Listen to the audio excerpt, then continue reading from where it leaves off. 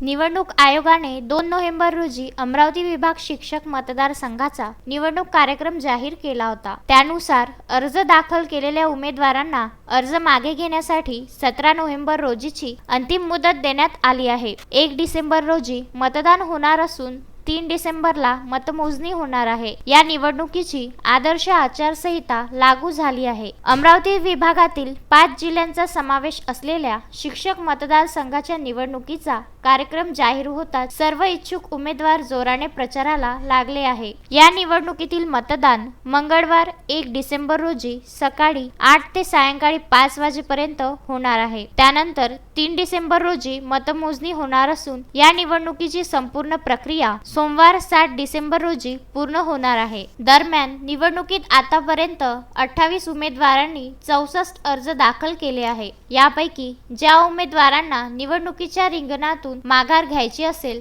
त्यांच्यासाठी उद्याचा शेवटचा दिवस उरला आहे। त्यानंतर निवडणुकीच्या मैदानात उरलेल्या उमेदवारांमध्येच निवडणूक होणार असून त्यांना 34,690 मतदार मतदान करणार आहे। Vidarbha news bureau, Amravati.